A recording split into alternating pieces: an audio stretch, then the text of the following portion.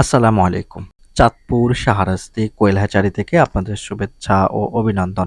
সম্মানিত তরুণ উদ্যোক্তা ও খামারি ভাইয়েরা, আজকে আমি খুবই গুরুত্বপূর্ণ একটি বিষয় নিয়ে আলোচনা করব। কি সমস্যার কারণে আপনার কোয়েল পাখিটা ডিম দিচ্ছে না?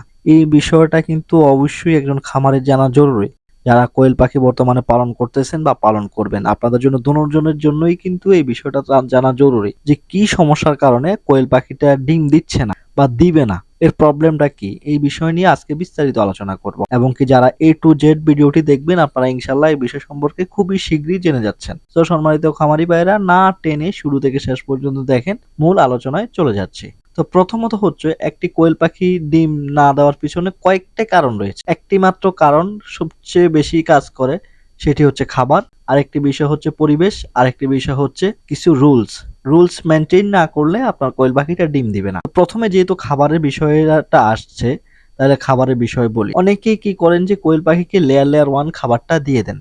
সোনালী স্টারার ফিড বা ব্রয়লার স্টারার ফিড এগুলো না দিয়ে ডিরেক্টলি এগুলোকে আপনারা লেয়ার ওয়ান খাওয়াচ্ছেন। কার পরামর্শে? একজন ভেটেরিনারি সার্জনের পরামর্শে। যেমন যারা ভেটেরিনারি দোকান রয়েছে, ফিড বিক্রি করে, বেসিক্যালি তাদের পরামর্শ নিয়ে কিন্তু আপনারা এই কাজটা করেন। যে আপনি কি পালন করতেছেন ভাই? বলে যে আমরা কোয়েল পাখি পালন করতেছি ভাই, কি খাবার দেব? উনি বলে যে যেহেতু এটা ডিম পারবে তাহলে আপনি এটা লেয়ার ওয়ান খাওয়ান। তো এইভাবেই কিন্তু আপনারা ওই ফাঁদে পা দিয়ে দেন, এরপরে পাখিটা নষ্ট হয়ে যায়। তো সেজন্য আমি আপনাদেরকে বলবো যে আপনারা অবশ্যই কোয়েল পাখিকে এই বিষয়টা থেকে দূরে থাকবেন। এবং কি আরেকটি বিষয় আপনাদেরকে জানিয়ে রাখি, অনেকে কি করে কোয়েল পাখির একটা দুইটা ডিম পাড়া দেখলেই কি করে লেয়ার ওয়ান ফিডটা দিয়ে দেয়। এটা এটা যে এমন একটি ভুল, এটা খামারি কখনো বুঝতেই পারে না যে তার পাখিটা নষ্ট হয়ে গেছে, একেবারে বাদ হয়ে গেছে। এই খামারি এই পাখিটা দিয়ে কিছুই করতে পারবে না। এই বিষয়টা আপনাকে অবশ্যই বুঝতে হবে যে কোয়েল পাখির ডিমটা যখন ডিম দিবে তখন আপনি কোয়েল পাখিটাকে লেয়ার ওয়ান খাওয়াবেন। এখন আপনার পাখি পালন করতেছেন মনে করেন 500 পিস।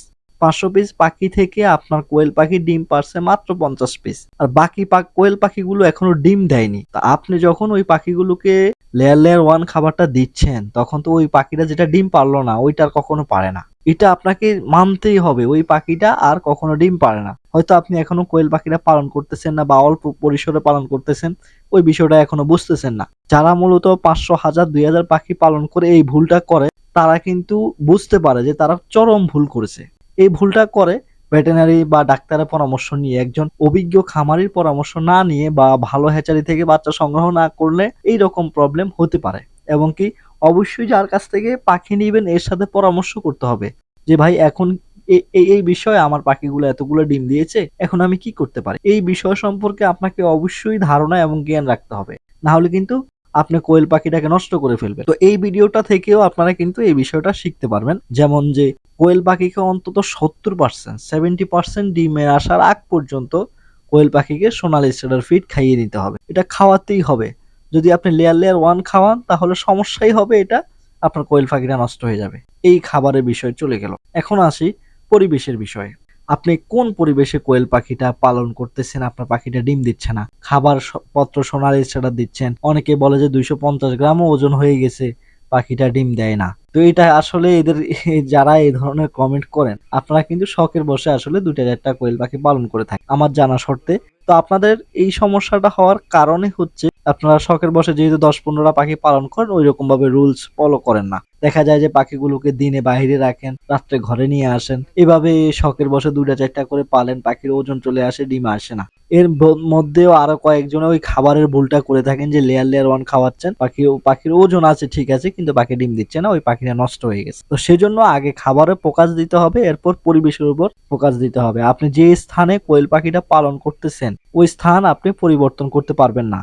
ওই স্থানের মধ্যে কোয়েল পাখিটা ডিম দিবে। আপনি স্থান যখন পরিবর্তন করবেন তখনই আপনার কোয়েল পাখিটার সমস্যা হবে। আপনার কোয়েল পাখিটা ডিম দিলেও কমে যাবে, না দিলে তো দিলই না, এরকম সমস্যা দেখা যায়। আরেকটি বিষয় বলে রাখি, কোয়েল পাখির ফিড আপনি কোন কোম্পানির ফিডটা দিচ্ছেন। অনেক সময় যে আপনারা কি করেন যে কোয়েল পাখিকে সোনালী স্টারার ফিডের পরিবর্তে আপনারা দোকান থেকে খুচরো খাবার কিনেন। খুচরো খাবার কিভাবে কিনেন? যে দোকানদারকে বলেন যে আমাকে সোনালী স্টারার ফিড দেন। তখন তারা কি করে যে আপনাকে সোনালী স্টারার ফিড দেওয়ার পরিবর্তে এরা ব্রয়লার ক্যাম্বেল হাউস ফিডটা সোনালী স্টারার ফিডের বস্তার ব্যাগের ভিতর ভরে কিন্তু ওরা কম দামি ফিডটা বিক্রি করতেছে খুচরায়।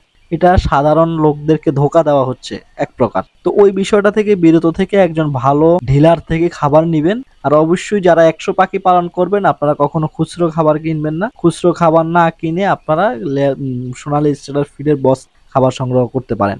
এই বিষয়টা হচ্ছে খাবার বিষয়ে গেল। এরপর আসি মেডিসিন বিষয়ে।